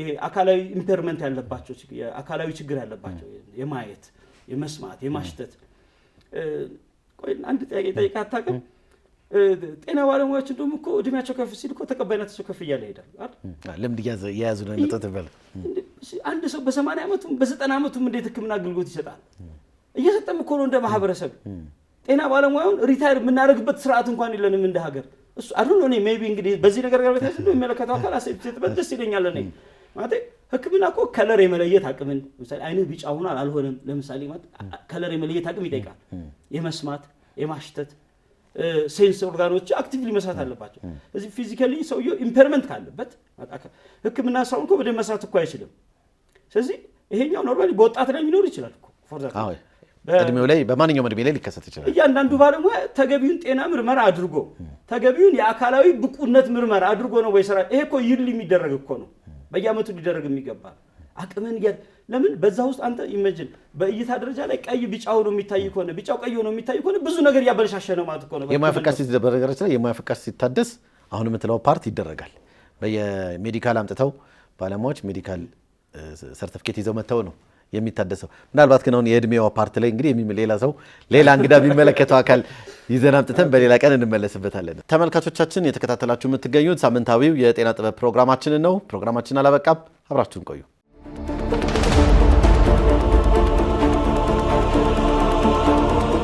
ተመልሰናል ተመልካቾቻችን። የሳምንቱ የጤና ጥበብ ፕሮግራማችን የተከታተላችሁ ትገኛላችሁ። ከእንግዳችን ጋር ያለን ቆይታ እንቀጥላለን። መልካም። ስለዚህ እኔ ከዛ ፐርስፔክቲቭ አንፃር ከተገደ ትንሽ በዛ አሁን ለስራ በምንቀሳቀስባቸው አካባቢዎችና ቦታዎች ላይ ማናችን ቢሆን ሆስፒታል ላይ ኢምፔርመንቶችን ማየት ኖርማል ነው። ከእይታም ጋር በቅርብ ጊዜ ላይ የተከሰተ ኬዙ ላላነሳ እችላለሁ። አንድ ቡቫክሲን እና ሊዶኪን የሆነ መድኃኒቶችን ኖርማሊ ፓኬጃቸው መድኃኒቶች ስለሚመሳሰል ከእይታ ጋር ተያይዞ መነጽር ተጠቃሚ ታካሚ ስለሆነች ከዛ ነገር ተያይዞ የተከሰተ ሜዲካል ኢረር ኬዝ ምናምን ነገር ሁሉ አውቃለሁ። የቅርብ ጊዜ ሲናሪዎች ኢቲክስ ኮሚቴ ላይ እኮ ተጠርቶ የራሱን እጅ ጽሑፍ ማንበብ ያልቻለ ባለሙያ እኮ አለ። የራሱን እጅ ጽሑፍ እንደውም እከሌን ጥሩልኝ አለ። እንደውም እሷ እጅ ጽሑፌን ታውቃለች ብሎ የሆነች ነርስ ስም ጠራ። እንደው እሷ የኔ እጅ ጽሑፍ በደንብ ታነበዋለች ብሎ እንዴ አንተ ዲስክሪፕት ያላረከውን እጅ ጽሑፍ ሌላ ሰው እንዴት እንዲያነብል ኤክስፔክት ታደርጋለህ? ኖርማሊ ፊዚካሊ ኮምፒተንት የሆነም ባለሙያ እንዲሰራ ከማድረግ አንፃር አይ ቲንክ ዛይራ ይሄ እኮ ማለት ባለሙያን እንክፈው አይደለም። ሁሉም ታካሚን ትርኢት የሚያደርግ ሰው ዊዝ ዲዛቢሊቲስ መሆን የለበትም ነው። ማለት ይሄ እኔ ኖርማሊ እግር ላይኖር ይችላል፣ ችግር የለውም እኮ ተፈጥሯዊ ነው። ግን እግር የለው ሰው ሐኪም ከሆነ በቃ እግር የማይጠይቀውን ሕክምና በሙሉ መስራት ይችላል። አሁን ባለፈው የተነሳ አይነት አሁን ከሮቤል ጋር የተነሳ አይነት ችግር ያ ሂውማን ራይትንም የጠበቀ አይደለም። የጤና ባለሙያ የአንተ ኢምፔርመንቶች ግን እንደ ግል ያሉ ችግሮች ፔሸንት ሴፍቲን ኮምፕሮማይዝ ማድረግ የለባቸውም ነው። የታካሚ ደህንነት አደጋ ውስጥ የማይከቱ መሆን አለባቸው ነው።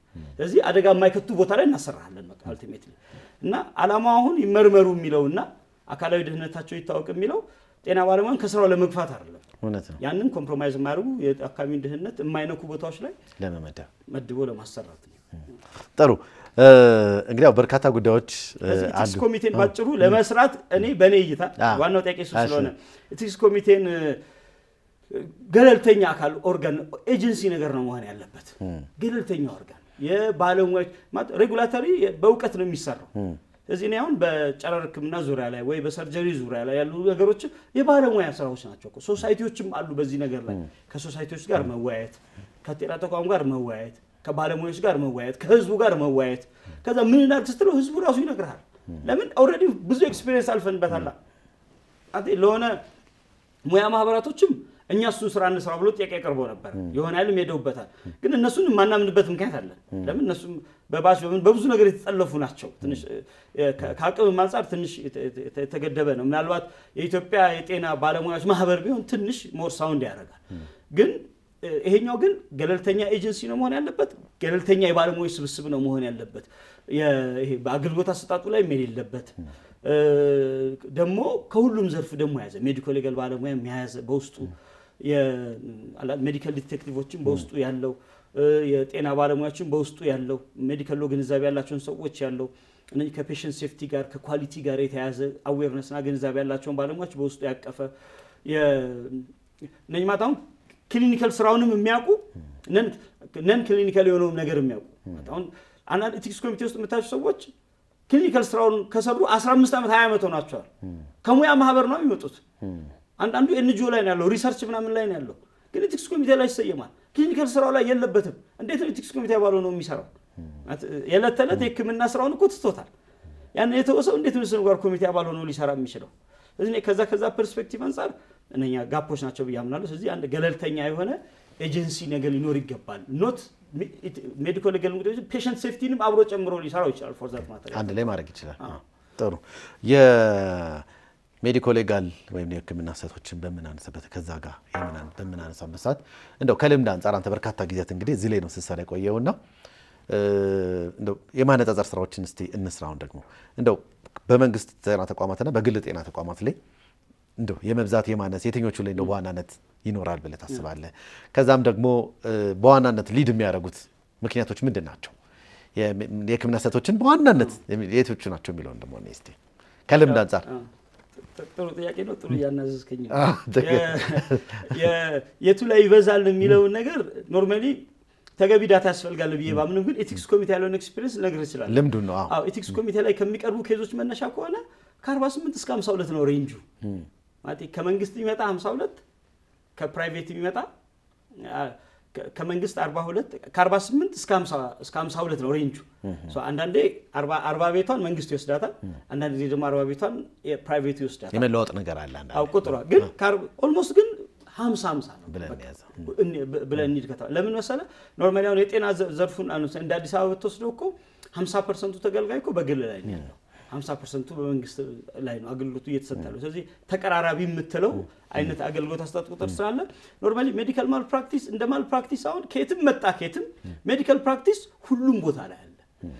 ቢኢት ኮምፕሬሄንሲቭ ሁን፣ ክሊኒክ ሁን፣ መካከለኛ ሆስፒታል ሁን፣ ጀነራል ሁን፣ ዋትኤቨር ኢት ኢዝ ሁሉም ጋር ሕክምና ስህተት የእውቀት ልምድ ያለው አይልም፣ ጀማሪ አይልም፣ መካከለኛ አይልም፣ ሲኒየር አይልም፣ ጁኒየር አይልም፣ ፕራይመሪ ኬር አይልም፣ ወይ ደግሞ ከፍ ያለ ኬሮች አለ። ስለዚህ ሕክምና ስህተት አሜሪካ ላይም አለ፣ አውሮፓም አለ፣ አፍሪካ ውስጥ ኤቭሪዌር አለ። ኢፍ ዩ ቴክ ለምሳሌ ዩሮፕ ከ10 እስከ 12% ሆስፒታላይዜሽን ከኢረር ጋር የተያያዘ ነው። 12% ሆስፒታላይዜሽን ኢረር አለበት ከተባለ ኢትዮጵያ የምኑ ጋር ያለችው የሚለው ነገር ዝም ቢያሳስበኛል ለራሴ። ማለት ዳታ ያዘው ማህበረሰብ በዚህ መልኩ ራሱን ገለጸ። አሁን ሰዎች የውጭ ሕክምና ብለው ከዚህ ሲሄዱ ውጭ ላይ ሕክምና ስህተት የማያገኛቸው የሚመስላቸው ማህበረሰቦች የሕክምና ስህተት ራሱ ኢትዮጵያዊ የሚመስላቸው እንደ አይደንቲቲው ራሱ አይነቱን ለመናገር ባለሙያዎቻችን ራሱ ከውጮቹ ጋር ሲወዳደሩ ሁልጊዜም የተመሰገኑ ናቸው። እውነት ነው። ፎር ዘ ሞስት ፓርት እውነት ነው። ክህሎትና ለምን መሰለህ እኛ ድሆች ነን። ሁሉም በሽታ እዚህ ሀገር አለ ገብቷል። በቲዮሪ የምትማረው ነገር እኮ የለም። የሚማሩት ነገር ብዙሃኑ ነገር በተግባር ነው የሚማሩት የኛ ባለሙያዎች። ውጭ ላይ እኮ የሆኑ በሽታዎች እኮ ጠፍተዋል። ስለዚህ በአየር ላይ ነው የሚያስተምሯቸው። ጽንሰ ሀሳብ ቴዎሬቲካሊ ነው። እኛ ጋር ኬዝ ሎድም ስላለ ደጋግሞ የሆኑ ኬዞችን አይቶ ከመስራት አንጻር በጣም ብቁ ባለሙያዎችን እናፈራለን እኮ እኛ። በውጭ ላይ እጅግ በጣም የተመሰገኑ ናቸው። አልቲሜትሊ ግን ሕክምና ስህተት ኖርማሊ እንደ ሕክምና ስህተት ይዞት የሚመጣው ተጽዕኖና ኢምፓክት ያልተጠናበት ሀገር ስለሆነ እና በተገቢ መረጃ ሳልተያዘበት በከተማ ለምሳሌ በገጠር ተብሎ በክሊኒኮች ላይ፣ በሆስፒታሎች ላይ፣ በዩኒቨርሲቲ ሆስፒታሎች ላይ፣ በኮምፕሬሄንሲቭ ሆስፒታሎች ላይ ወዘተ ተብሎ ዳታው በአግባቡ መያዝ አለበት። ግን ቁጥሩ ከፍ የሚልባቸው ቦታዎች ግን አሉ። ቁጥሩ ከፍ የሚልባቸው ቦታዎች ተማሪዎች ያሉበት ቦታ ነው። ኢንተርኖች፣ ሬዚደንቶች ያሉበት ቦታ ላይ ቁጥሩ ከፍ ይላል። በተለይ ደግሞ ከ36 ሰዓት በላይ የሚሰሩ ባለሙያዎች ወይ ደግሞ እስከ 36 ሰዓት የሚሰሩ ባለሙያዎች ባሉበት ቦታ ላይ ሜዲካል ኢረር ደብል ወይ ትሪፕል ያደርጋል ይላል። ያኛው የሚሆነው ተማሪዎች ስላሉ አይደለም፣ ችግሩ ያ አይደለም። ተማሪዎቹን የሚቆጣጠር ተማሪዎቹን ሱፐርቫይዝ የሚያደርግ ባለሙያ ባለመኖሩ ነው። ያልተገባ ፍሪደም ለሬዚደንቶች፣ ያልተገባ ፍሪደም ለኢንተርኖች እንሰጥና ለተለማማጅ ተማሪዎች ሰጥተን ዋናው ሊቆጣጠራቸው የሚገባ ባለሙያ ሌላ ቦታ ነው ያለው። የሆነች ነገር በመርህ ደረጃ ነገር እንዲያውቁ ይደረጋል። ከዛ ተግባራዊ ስራውን ደግሞ ቆሞ ማለማመድ ሲገባው እዛች ላይ ጋፕ ይፈጥራል አለማማቹ ደግሞ ሱፐርቫይዝ የማድረግ ግዴታ ያለበት። እዚህ በአሰምሽን ለመስራት ይገደዳል ባለሙያው። ያው ታካሚዎችን ከማትረፍ አንጻር ዝም ብለህ አታይም። በዛ መሀል የሚከሰቱ ኢረሮች እኛ ሀገር ቁጥራቸው ትንሽ ከፍ ያለ ቁጥር ያኛው የሚመጣው ሜርሊ ሰዎች አሁን በዚህ ምክንያት አሁን የተማሪዎችን ሕክምና እምቢ እንዳይሉ ነው። አልቲሜትሊ ሱፐርቫይዝድ የሆነ ሬዚደንት ሱፐርቫይዝድ የሆነ ኢንተርን እንደ ማንኛውም ሐኪም አገልግሎትን ይሰጣል። ሱፐርቫይዝድ ከሆነ ግን አንሱፐርቫይዝድ የሆኑ ኢንተርኖችና ሬዚደንቶች ደግሞ በዛው ልክ የሚፈጥሯቸው ሜዲካል ማልፕራክቲሶች ትንሽ ቁጥራቸው ከፍ ያለ ነው። ዝም ብለን እንደ ግልና አሁን እንደ መንግስት እንያዘው ከተባለ ቁጥሩ ኦልሞስት ተመጣጣኝ የሚባል ነው። ሁሉም ጋር ከሄድክ ሜዲካል ማልፕራክቲስ ይኖራል የሚለውን አሰምሽን ወይም ደግሞ ግንዛቤ መያዙ የተሻለ ይሆናል። የሕክምና ስህተቶች ይኖራሉ የሚለውን ነገር መያዙ ከጥራት በታች ሕክምና ስህተት የሚለው ቃል ዶክመንቶች ላይ የለም። ገብቷል። አሁን የኢትዮጵያ የህግ ሰነዶች ላይ ብትሄድ ሜዲካል ኢረር የሚል ቃል አታገኝም። ከጥራት በታች የተሰጠ ሕክምና የሚል ነው የምታገኘው፣ ሰብስታንዳርድ ኬር። ስለዚህ ሰብስታንዳርድ ኬር ሁሉም ቦታ ነው ያለው የሚለውን አሰምሽኑ መያዝ ይሻላል። በግልም በመንግስትም አለ። የችግሮቹን አይነት ግን እንለይ ካልክ እንደ ሊግ እናስቀምጠው እንደ ማንቸስተር አርሰናል ነገር እስቲ እንደው ከቁጥር ከልምድ አንፃር ከሙያዎች አንፃርም በሊግ አስቀምጠው ጋይናኮሎጂስቶች ሊጉን ይመሩታል አሁን ኤቲክስ ኮሚቴ ላይ በሚቀርበው ከሆነ ያ የሚሆነው ያው ያልተገባ ማስታወቂያም ጭምር ስለሰራን ይመስኛል እዛ ጋር በጤና ተቋም ሲወልዱ እናትም ጤና ልጅም ደና ብለን ያልተገቡ ጋራንቲ ኦፍ ኪውር የሚመስሉ ነገሮች እንደው ብቻ ነገር አወራለሁ ነበር በህክምና ውስጥ ጋራንቲ ኦፍ ኪውር የለም ማለት 100% የሆነ ፕሮሰሱ ነው ጋራንቲ የሚያደርግ ሂደት የተቀመጠ ሂደት አለ አንድ ሰው ቲቪ ያለበት ከተባለ ለዛ ቲቪ ባለሙያ የሚሄድበት ቼክ ሊስት አለው በዛ ቼክ ሊስት መሰረት ህክምናውን በዛ ስታንዳርድ ተከትሎ ይሰጣል መዳን አለ መዳን ያንተ ፋንታ ነው መዳኑ የባለሙያ ዋስትና አይደለም ስለዚህ አንተ ቲቪን ታከመ ባትድን አልከፍልም ብለህ ተጣጣ እንደ ሆስፒታል ትላለህ ማለት የለብህም ከፍተንም ተጣጣ ሰው ከሞተም ከፍሎ ነው የሚወጣው ለምን ጋራንቲ ኦፍ ኪውር የለውማ የመርዳት ነው ውሉ መጀመሪያው የዲሊጀንስ የበቂ ጥረት ኮንትራክት ነው እንጂ ውጤት ነው ያመጣት ኮንትራክት አይደለም ስለዚህ በእግሩ ሄዶ ሞቶ ወጣ ምናምን የሚባሉ ነገሮች ትክክል አይደሉም እንደ ማህበረሰብ ሲሄድ እኮ በእግሩ ነው የገባው ምናምን ከዛ በኋላ ሞቶ ወጣ እንደማት በፕሮሰሱ ከሰራ ባለሙያው ውጤቱ ምንም ሊሆን ይችላል ባለሙያው በዋና ነገር የሚመዘንበት አካሄድ ምንድነው በተቀመጠለት ሳይንሳዊ መስፈርት መሰረት ሰርቷል ወይ ነው ዋናው ነገር አሁን ምን ሆነ እዚህ ጋር ስለዚህ ጤና ባለሙያው ጋራንቲ ኦፍ ኪውር አይሰጥህም ጋራንቲ ኦፍ ዘ ፕሮሰስ ነው ሂደቱን ነው ጋራንቲ የሚያደርግ ስለዚህ እናቶችና ህፃናትን በተመለከተ የሰጠነው አሹራንስ አለ በጤና ተቋም ስትወልጂ እናትም ጤና ልጅም ደህና ተብሏል ስለዚህ ምን አትሞቱም ምንም አትሆኑም ተብለዋል ስለዚህ ማለት ይሄ ነገር የራሱ ዓላማ አለው ፖሊሲ ይወረዳል እናቶችና ህፃናትን ሞት ከመቀነስ አንፃር ዓለም አቀፍ ተልእኮም ነው ናሽናል ተልእኮም ነው ይወረዳል እሱ ከዛ አንፃር አሁን ይሄን ነገር ወደ ምን ተተረጎመ ባልተገባ መልኩ መሞት የለባትም ወደሚለው ተተረጎመ ሜቢ ሞቶ ትንሽ ተስተካክሎ በባለሙያ ጥፋት ወይም ደግሞ አላል የሆነ ሰብ ስታንዳርድ በሆነ ኬር የሆኑ ቃላቶችን መጠቀም አለበት አብሶሉት አድርገህ ከምታስቀምጠው አንድ ነገር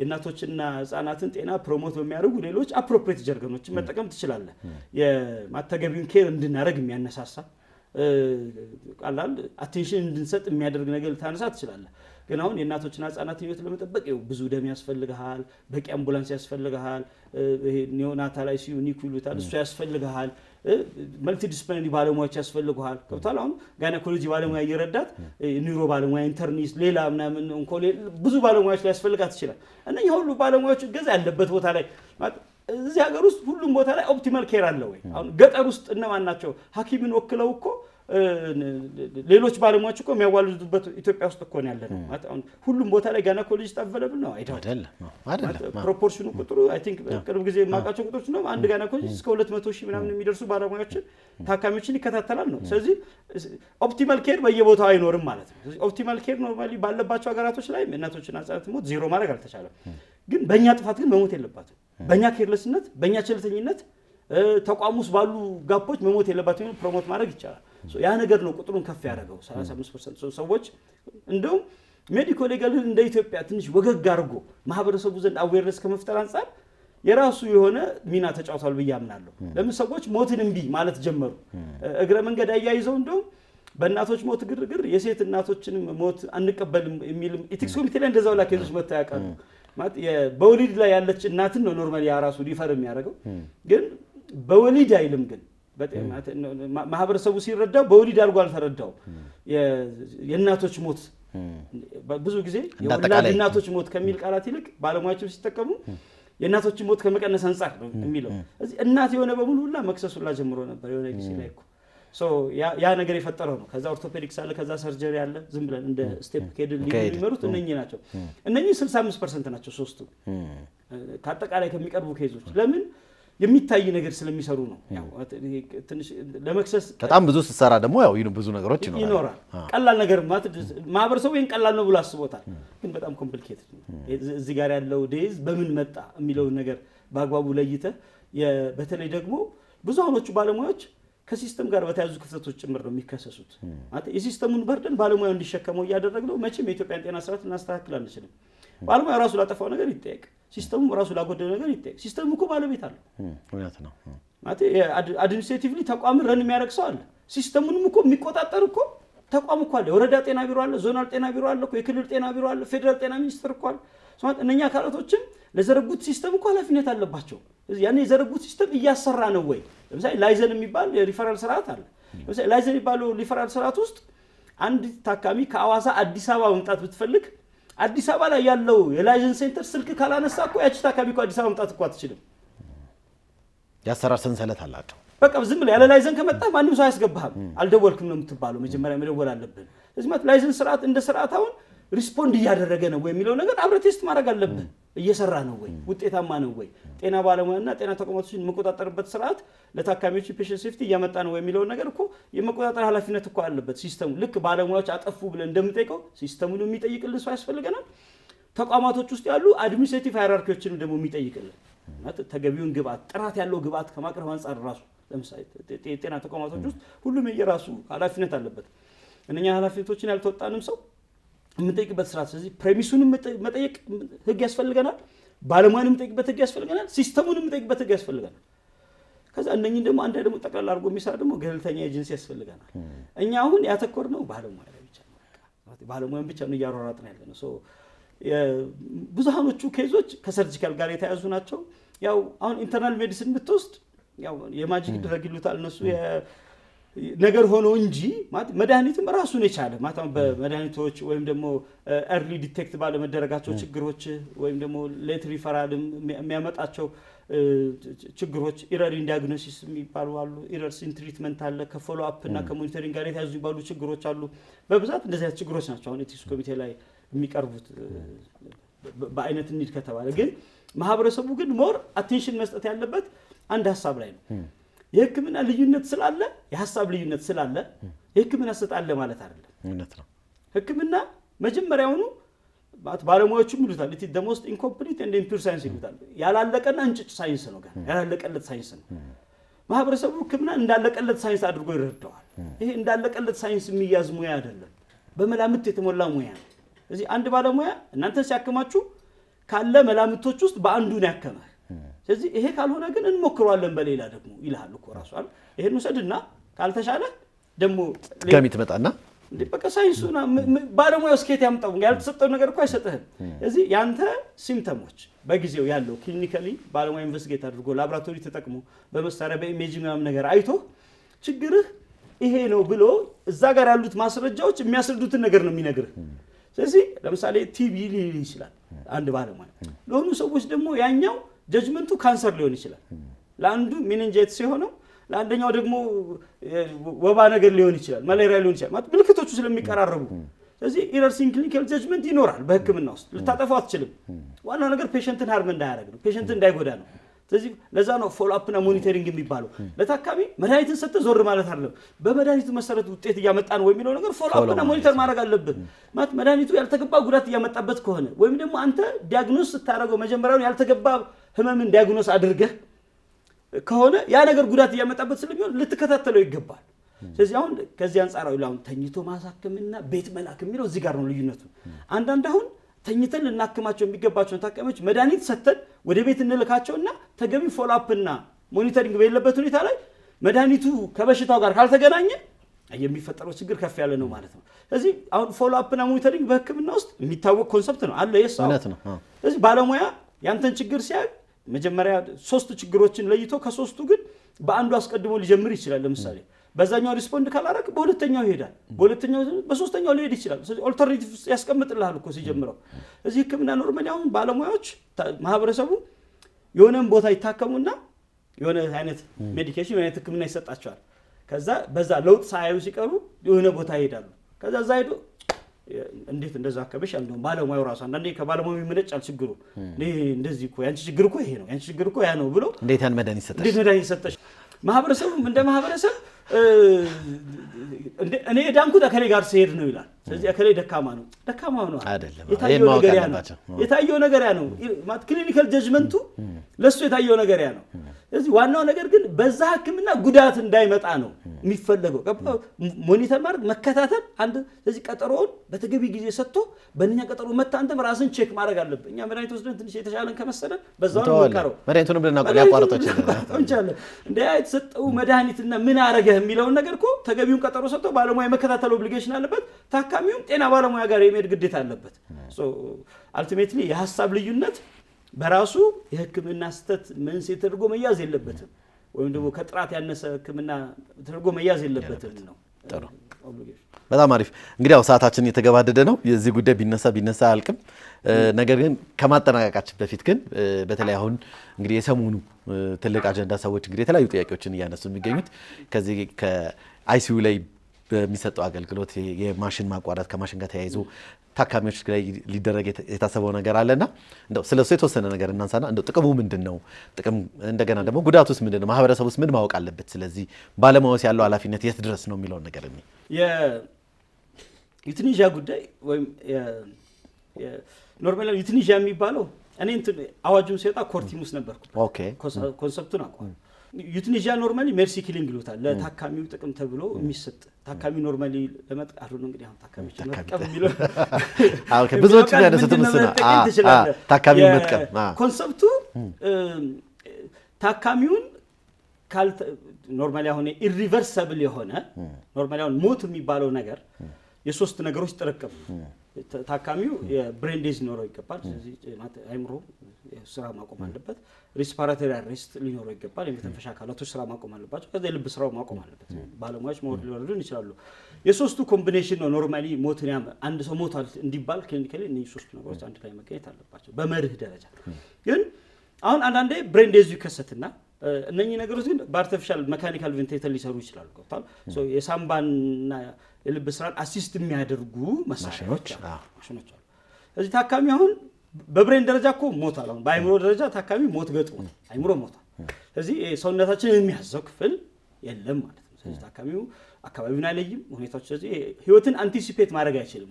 ቱ ዘ ፊውቸር እኔ እናንተ አሁን ከነገ ወዲያ አንቲሲፔት ማድረግ እንችላለን። ነገን እሱ ህይወትን አንቲሲፔት ማድረግ አቁሟል። በቃ ያለበትን ሁኔታ ስለማይረዳ ማለት ነው። ስለዚህ ዴዝ ገጥሞታል። ፕራክቲካሊ ማሽኑ ነው ህይወት እንዳለው ያስመሰለው። አሁን በውጪ ላይ ያለው ፕራክቲስ አሁን ዌስተርኑ ማህበረሰብ ላይ ለምሳሌ ያለውን ፕራክቲስ ከሄድን ሌሎች አፍሪካ ሀገራቶችን ጨምሮ ይሄ ዩትኒዥያ የሚባለው ሜርሲ ኪሊንግ ይሉታል። እንግዲህ የምህረት ግድያ እንደማለት ነው። ታካሚዎች ለምሳሌ ለረጅም ጊዜ በመኪና አደጋ በተለያዩ የጤንነት ሁኔታዎች ውስጥ ሆነው ከባድ ኢሪቨርሰብል የሆነ ሊቀለበስ የማይችል የጤና ሁኔታ ውስጥ ሲሆኑ ቤተሰቦች ላይ ትራውማ አለ። ገብቷል ማለት ለ20 ምናምን ዓመት ለ40 ምናምን ዓመት ለ50 ምናምን ዓመት ሰዎችን አስተኝቶ ማከም ማሽኑ ብቻ ስለረዳቸው ብሬናቸው ግን በሆነ አይነት መልኩ ሪከቨር ማድረግ አልቻለም። እነኛ ሰዎች በማሽን ላይ ብቻ ስለሚተነፍሱ ብቻ በማሽን ላይ ህይወቱ አለ የሚል አሰምሽን ወስዶ ነው የሚሉት። ያ ነገር ግን ኢኮኖሚካል ሪስክ ጫናዎች አለው ራሱን የቻለ ሶሳይታል ጫና አለው። ቤተሰብ በራሱ አቅሙን ገንዘቡን አንድ ሰው ቬንቲሌተር ላይ ሆኖ በኢትዮጵያ ኮንቴክስት ምን ያህል ጊዜ ሊቆይ ይችላል? ለምሳሌ በጣም ኮስቲ ነው። በመቶ ሺዎች በየቀኑ አይሲ ውስጥ የሚከፈልበት ሀገር ውስጥ ኢትስ ቬሪ ኤክስፔንሲቭ። ስለዚህ ሁኔታዎቹ እንደ ሁኔታ ነው። አሁን በውጭ ላይ ያለው አሰራር ምንድነው? በውጭ ላይ ያለው አሰራር አሁን እንደዚህ አይነት ታካሚዎችን ቤተሰቦቻቸው ይገደልልን ከሚባለው እንግዲህ ሜርሲ ኪሊንግ ባለው ይሻላል ብሎ መጠየቅ ይችላሉ ይላል። ስለዚህ ሪኩዌስት ታቀርባለህ። ያንን የሚወስኑ አካላቶች አሉ። ያንን አይተው ሜርሲ ኪሊንጉን ይፈቅዱላል። የሆኑ ታካሚዎች እኔ ካንሰር ሲይዛቸው ካንሰር የሚያመጣው ፔን አለ። ለምሳሌ ወደ አጥንት ሲተላለፍ ወደ ጉበት ወደ ሳምባ ወደ ተለያዩ ክፍሎች ሲተላለፍ ወደ ደም ፔኑ በጣም እየጨመረ ይሄዳል። እነኛም ፔኖች ኤክስፒሪየንስ ማድረግ አልፈልግም። በቃ እኔ ዴይዚ ኢንቪተብል የማይቀር ከሆነ ሞቴ ግን ህመሙ ስገባ ግደሉኝ ይላል። አስቀድሞ ታካሚ ራሱ ሶባት ግደሉኝ ከምን እንግዲህ አሁንም ሜርሲ ኪሊንግ የሚለው የምህረት ግድያ አድርጉልኝ በቃ ህመም ውስጥ ማለፍ አልፈልግም። አሁን ሴዴት ተደረገ አትርዱኝ በዛ መልኩ ብሎ ኮንሰንቱን ሊሰጥ ይችላል። ይሄ ኖርማሊ አሁን ሌላ ፕራክቲስ ነው። እኛ ይሄንን አይደለም የፈቀድነው። ኢትዮጵያ የፈቀደችው ይሄንን አይደለም። ከህመም የመገላገል ስራም አይደለም፣ ሰውየው እንዲሞት የመርዳትም ስራ አይደለም። እኛ ሀገር ሰው ራሱን እንዲገድል ማነሳሳትም እንዲሞት መርዳትም ወንጀል ነው። እኔ አንተ እንድትሞት ልረዳህ አልችልም። አግዘኝ እባክህ እስቲ እቺን ገመድ አንገቴ ልታነቀው ላይ ከፍ አድርገኝ እንደዛ እንደማለት ነው። እኛ እንደዛ አልፈቀድንም። ኢትዮጵያ ጤና ባለሙያ ይሄንን አድርጎትም አያውቅም። ግን ሌላ ምናልባት በአገላለጽ ደረጃ ላይ ሜቢ ዲፎልት ዩትኒዥያ ግን የምትለው ይኖራል። ዲፎልት ዩትኒዥያ ማለት ነው ኢትዮጵያ የፈቀደችው ምንድነው? እኛ ሊሚትድ በሆነ ሪሶርስ ውስጥ ነው ያለነው። በቂ ሪሶርስ በቂ አልጋዎች የሉንም፣ በቂ ማሽኖች የሉንም። ስለዚህ አሁን ቬንቲሌተር ላይ ሆነው ብሬን ዴዝ ገጥሟቸው መቼ እንደሚነቁ ማይታወቅ ምናልባት ደግሞ ኢሪቨርሰብል የሆነ የጤንነት ሁኔታ ያላቸው በሳይንሱ ደረጃ ላይ ኢሪቨርሰብል በቃ ባለሙያው በቃ ጨርሻለሁ እኔ ከዚህ በኋላ አንተን ኢንፌክሽንህን ማኔጅ ማድረግ እንደው ቤድራሽ ነገር አልጋ የሚለጥን እሱን ማኔጅ ማድረግ እንደው ጽዳትን መጠበቅ ሆስፒታል ላይ ካልሆነ በስተቀር ለአንተ ያለኝን መድኃኒት ጨርሻለሁ እንደ ህመም ማስታገሻ መስጠት ወዘተ ካልሆነ በስተቀር አንተን ኩሬቲቭ ይሆነ አንተ ሊያድኑ የሚችሉ ካለበት ችግር የሚያወጣ ወይም ደግሞ እንድታገግም ሊያደርግህ የሚችል አይነት ህክምና ልሰጥህ የማይችልበት ሁኔታ ላይ አንተ መኝታውን ይዘህ ቁጭ ብለሃል። ሌሎች ታካሚዎች ደግሞ ያንን ቢያገኙ ደግሞ የሚድኑ አሉ። ለምሳሌ አሁን አንድ ፐልሞናሪ ኤምቦሊዝም የሚባል ለምሳሌ አሁን የረጋ ደም ሳምቧ ላይ የተቀረቀረበት ታካሚ ማሽን ብቻ ነው የሚፈልገው። በቃ ማሽኗን ካገኘ ባለሙያው ደም የሚያቀጥን መድኃኒት ሄፓሪን እየሰጠ ሊያድነው ይችላል። እዚህ ማሽኑ ቬንቲሌተር የሚባለው ማሽን ህይወት አድን ነው። ያንን ማሽን ግን አንድ ሰው ይዞት ምን ያህል ጊዜ ይቆይሽ ማለት ምን ያህል ከዛ ማሽን ላይ የሆነ ጊዜ በቃ የማትጠቀምበት ከሆነ ከማሽኑ ላይ በሰላም ልንገላግልህ ይገባል። ይሄኛው ሌሎች ሰዎችን በዛ ማሽን ቢጠቀሙ የሚድኑ የሚያገግሙ ሰዎች አሉ። የእነኛን ሰዎች እድል ይዞ እንዳይቀመጥ ከማሽን ላይ የመንቀል ህግን የተፈቀደው እንጂ ኢትዮጵያ ውስጥ ከዛ በፊት ይሄ ነገር ዝም ብሎ ነበር የሚሰራው። ሲሰራ በቃ በባለሙያዎች የህግ ድጋፍ ነው የተሰጠው እንጂ እኛውን ሰዎችን ዩቲኒዚያን አልፈቀድንም። አሁን የጤና ባለሙያ ማረዳድ ዩቲኒዚያ እንደተፈቀደ ነው። ማህበረሰቡን ማረዳድ ኢትዮጵያ ውስጥ ሜርሲ ኪሊንግ ተፈቅዷል። በቃ ታካሚዎችን መግደል ተፈቅዷል። በቃ ሆስፒታሎች ገዳይ አይደሉም። ባለሙያም ታካሚን ለመግደል ልክ ድሮ ላይ በቃ ይሄ ሰው ተስፋ የለውም ወደ ቤት ይዛችሁ ሂዱ ይባላል። እሱን በህጋዊ መንገድ አልና አሁን በቃ የህግ ስርዓት ተሰጠው እና በቃ ይሄ ታካሚ አሁን ባለበት ሁኔታ ላይ ከህክምናው የሚጠቀመው ነገር የለም። እዚህ ታካሚ ይዛው ሂድ አይነት ነገር የሚል አቅጣጫ ነው እንጂ ህክምናውን ፌር ማድረግ ለሰዎች ተደራሽ ማድረግ ያው ሊሚትድ የሆነ ሪሶርስ ሴቲንግ ውስጥ ስላለን ያንን ሊሚትድ የሆነ ሪሶርስ ፍትሃዊ በሆነ መልኩ እንድንጠቀመው ነው። አሁን ነው ሜቢ እንግዲህ አሁን ይሄ በፕራይቬት ሴቲንግ ላይ አንተ ለምሳሌ የሆነ ሰው አሁን ገንዘብ የመክፈል አቅም አለኝ ብሎ አንድን አልጋ ለ20 ዓመት ይዞት ቢቀመጥ do you think it is fair ማለት ገንዘብ የመክፈል አቅም ስላለን ብቻ የሌሎች ሰዎችን የመዳን ሌሎች ሰዎች በዛ ነገር በግል ቤት ውስጥ ራስን የሚረዳ ነገር ማድረግ ትችላለህ። በቃ ማሽኖቹን ገዝተህ በግል ቤት ውስጥ እነኛ ማሽኖች እየተጠቀምክ ይመለስልኛል ብሎ የሚያምን ቤተሰብም ካለ ተስፋ እያደረገ አሁን ከስንት አንድ አሁን የሆነ ሳውዲ አረቢያ ላይ ምናምን ከ40 ዓመት በኋላ የሆነ ሀገር ላይ ከ20 ዓመት በኋላ ነቃ ምናምን ይባሉ ሰው የሆኑ ተአምሮች ሊኖሩ ይችላሉ። እነኛ ሚራክሎች ናቸው፣ ሳይንስ አይደሉም። ገብቷል? ሳይንስም እነኛ ነገሮች ሊያብራራቸው አይችልም። በሳይንስ ደረጃ ግን እኛ ባንተ ላይ ያለውን ነገር ከጨረስን ተአምርን ቤተሰብ ቤት ወስዶ ይጠብቅ። ገብቷል? አሁን ሰዎች ተአምርን ሆስፒታል ላይ እንጠብቃለን የሚል አቋም ያለው ይመስላል ማህበረሰቡ። ሆስፒታል ላይ ተአምርን መጠበቅ አትችልም። ሆስፒታል ላይ ሳይንስን ነው የምትጠብቀው። ሳይንሱ አልችልም ካለ ተአምርን ቤት ወስዶ ጠብቀው። አስፈላጊ እችላለሁ ካለ አፎርድ አደርገዋለሁ ካለ ማለት ነው። ስለዚህ እኛ ሰውን የሚገድል ህግ አልተፈቀደም እንደ ሀገር። ግን ህክምናውን ግን ፍትሃዊና ተደራሽ ከማድረግ አንጻር ግን የሆስፒታል ሪሶርስ እንዳይጨናነቅ ለማድረግ ብሬን ዲዝ ያላቸውን ታካሚዎች በልዩ ሁኔታ በቡድን ተወስኖ መልቲ ዲስፕሊናሪ ባለሙያዎች ተሳትፈውበት ቤተሰቦች ውይይት ውስጥ እንዲሳተፉ ተደርጎ አምነውበት በስምምነት የሚደረግ ነገርም ነው እንጂ ባለሙያ ዝም ብሎ ኦል ኦፍ ሰደን በቃ አንተ ዋጋ የለህም ብሎ ሰዎች የሚነቅልበትም አይደለም። በጣም አሪፍ። እንግዲህ ያው በጣም በርካታ ጉዳዮችን አንስተናል። ሰዓታችንን እዚህ ጋር እንድናስቆም እንግዲህ ያስገድደናልና ምናልባት ፕሮግራማችንን ከማጠናቀቃችን በፊት ቀረ የምትለው ሀሳብ ካለ አንድ ደቂቃ እድል ልስጥ፣ ካልሆነ ግን ተመሰጋግነን ፕሮግራማችንን እናጠናቅ። እንደ ማህበረሰብ አሩ ነው ሜቢ ተመጣጣኝ እድሜ ላይ ያለ ነው ገብታለህ እናንተ የዱሮ ሆስፒታል ላይ ስንሄድ ዝም ብሎ ጓን ያደርጉ ሰዎች የሚባሉት በሙሉ የነበረን ቦታ ሚሞሪ አይምሮ ውስጥ አለ ብዬ አምናለሁ። መተማመኑ በጣም ከፍ ያለ ነበር፣ መከባበሩም ደግሞ በጣም ከፍ ያለ ነበር። ያ መተማመንና መከባበር ይሻለናል ባይነኝ እኔ በግሌ ማቴ አንተ አሁን ለምሳሌ በዚህ እድሜ እኔም አንተም እናት አባታችሁ ፊት አውራቁት ትባል ትቆማለህ አትቆምም። ማንም ሳይን ነገር ማንም ፊት ለማድረግ ፈቃደኛ አይሆንም። ባለሙያ አውልክ አለስ ታውልቃለህ። አረ እንደውም ሰመመን ተወክተተኛለት አለ እንደው እንደፈለክ አድርገኝ ብለው ማለት እናምነዋለን ማለት ነው። ዩትረስ ባለሙያውን በአካላችን እናምነዋለን። ከፍ ባለ ደረጃ እናትና አባታችን ፊት እንኳን የማናደርገው ነገር ጤና ባለሙያው ፊት እንኳን እናደርጋለን።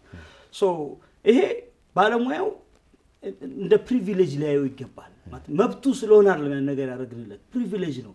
እሱን ማለት ባለሙያ ስለሆነ በዛ ሙያ ምክንያት የመጣ አካላዊ መሰጠት ነው። ስለዚህ ይሄ አካል ክቡር ነው፣ ከፍ ባለ አካል የተሰራ ነው። ስለዚህ የሰው ልጅ ኖርማሊ አንድ ሰው ሲጠፋ የሚጠፋው ከዛ ጋር አብሮ ተያይዞ የሚመጣው ነገር ነው የሚጠፋው። ሰው አንድ ህይወት ሲጠፋ አሁን አንተ አባት በህይወት የመኖር መብቱ ስለተከበረለት ነው አንተን ያየነው ያባትህን የሆነ ሞተ ስንል የሚሞተው አንተም ያንተ ልጆችም አብሮ ታይዞ ይመጣው ነገር ነው የሚሞተው ስለዚህ አንድ ህይወት ባልተገባ መንገድ ስትወሰድ ከዛች ህይወት ጋር ታይዞ ይመጣው ነገር በሙሉ ነው የሚወሰደው አንድ ሰው ብቻ አይደለም የሚሞተው ማለት ነው ሐረጉን ይወሰድከው እኔ ማው ልጆች አሉ ለምሳሌ ስለዚህ እነኛን ልጆች ነበር የምትወስደው ማለት ነው እኔን ብትወስደኝ አስቀድመ ስለዚህ አንድ ሰው ለመታከም ሲመጣ የመጣው አንድ ሰው አይደለም ረጅም ሰንሰለት ነው የመጣው ያ ሰው በህይወት ቢኖር ኖሮ ወደፊትም ጭምር የሚፈጥረው ለሀገር የሚያበረክተው ለማህበረሰብ የሚያበረክተው ነገር ነው አብረህ የምትወስደው ስለዚህ እይታችን አንድ ሰው አይደለም አጠገባችን የመጣው ዘር ነው አጠገቤ የመጣው ወደፊት ኢትዮጵያ ወደፊቱ ማህበረሰብ ነው እኔ ጋር የመጣው እዚያሉ ነው አሁን የተለያዩ አካባቢዎች ላይ እኮ ይሄ አካባቢ የከሌ ነው ትባላለህ የከሌ ዘር ናቸው አንድ ሰው የሆነ ተአምር ላይ ደርሷል የዛ ሰውዬ መኖር መብት መጠበቅ እንደዚህ ያመጣል ማለት ነው ሶ ጤና ባለሙያው በዛ መልኩ ቢረዳው ማህበረሰቡ ደግሞ ያንን ትረስቱን ቢመልሰው መተማመኑን እኛ ባልተማመንን ቁጥር ሞር አለመተማመን ነው ያለመተማመን ውጤቱ ሞር አለመተማመን ነው ብዙ አለመተማመን ነው ትንሽ ካላመንኩ ከነጎዳ ትንሽ ይከፍላል ከዛ ብዙ አለመተማመን ከዛ በጣም አለመተማመን ይሆናል አሁን ያለው ሁኔታ ከባድ አለመተማመን ሁኔታ ውስጥ እየገባ ነው በነይታ እዚህ ትረስቱን መመለስ አለብን ያ ትረስት ኖርማሊ ባለሙያው ይሄ ፓተርናሊስቲክ አፕሮች ይባላል ፓተርናሊስቲክ ማለት ባለሙያው ለኔ የሚጠቅመው ነገር እያደረገ ነው ብለህ ስታምነው ባለሙያው ሞር ፍሪደም ያገኛል አንተ ለመርዳት ይነሳሳል አንተ ግን የሚሰጥህ ነገር በሙሉ ይሄ ምንድነው የመጠየቅ መብት የለህም ይያልኳል ግን በጥርጣሬ ለምን ይሄንን አደረክ ለምን እንደዛ ኮንፊደንሱን እየነካው ይሄ ጤና ባለሙያ በኮንፊደንስ አንተ እንዳይረዳ ያያረካው ነው የሆኑ ቦታዎች ላይ እጁ እንዲሰበስብ በቃ ይሄሰውማ በዚህ መልኩ ከሄድኩኝ ለምሳሌ 10-90 ፕሮባቢሊቲ ያለው ሰርጂካል ፕሮሲጀር አለ ለምሳሌ የመዳን እድል 10% ወይ 5% የሞት እድል ደግሞ 90% ሊሆን ይችላል ለምሳሌ ትልቁ አንጀት ፈንድቶ ለምሳሌ አፔንዲክስ ለምሳሌ አፔንዲክስ ይባላል እሷን አብጦ ይፈነዳል ሲፈነዳ ሰውነት በሙሉ ኢንፌክሽን ሊሆን ይችላል እንደዛ ጋር በፕሮሲጀር ሊድን ይችላልበት እድል አለ ግን አንላይክሊ ነው ቁጥሩ በዛ ሁኔታዎች ውስጥ ባለሙያ ላይ ኮንፊደንስ ካልፈጠርክበት እንዴት ይረዳሃል አንተ መጀመሪያ መተማመኑ መኖር አለበት በጠባብ ቁጥሮች ውስጥ ባለሙያው ሊረዳህ ይችላል በ5% ፕሮባቢሊቲዎች ውስጥ በ10% ፕሮባቢሊቲዎች ውስጥ ሊረዳህ ይችላል በ90% ፕሮባቢሊቲዎች ውስጥ ደግሞ ሊረዳህ ይችላል ስለዚህ ያ ነገር ሊኖር የሚችለው መተማመን ሲኖር ነው ስለዚህ ማህበረሰቡ ጤና ባለሙያውን ማመን አለበት ትረስቱ መፈጠር አሁን እኛ ትረስቱ እንትን አድርገናል ተሸርሽዋል እንደ ማህበረሰብ ለጤና ባለሙያ ያለን ትረስት ተሸርሽዋል ስለዚህ ጤና ባለሙያውን ትረስት መፍጠር አለብን ግን ደግሞ ባለሙያዎች ደግሞ ኮሚኒኬት ማድረግ አለባቸው በተገቢ መንገድ የሚያደርጉትን ነገር እያንዳንዱ ሂደቱን ፕሮሲጀሩን ፕሮሰሱን በህክምና ውስጥ ያለውን ጥቅም ጉዳት ለታካሚው በተገቢ ቋንቋ ታካሚው በሚገባ ቋንቋ ማግባቡ የማስረዳት ኃላፊነታቸውን መወጣት አለባቸው ይሄ ለሶስት አካላቶች ማስተላለፈው መልእክት ነው በጣም መሰግነው ጥሩ ቆይታ ነበር መሰለኝ በጣም አሪፍ እኛም እንግዲህ እዚህ መተን እንዲያነ ቆይታ እንድናረግ ስለፈቀድክ በተመልካቾቻችን ስም እጅግ አድርጌ አመሰግናለሁ እኔም ቴንክ ዩ ቬሪ ማች በጣም ደስ ብሎኛል ተመልካቾቻችን ስትከታተሉ የነበረው የዚህ ሳምንት የጤና ጥበብ ፕሮግራማችን የስካውኑን ይመስል ነበር ሳምንት በሌላ ፕሮግራም እስክንገናኝ እስከ ሳምንት ጤና ይስጥልን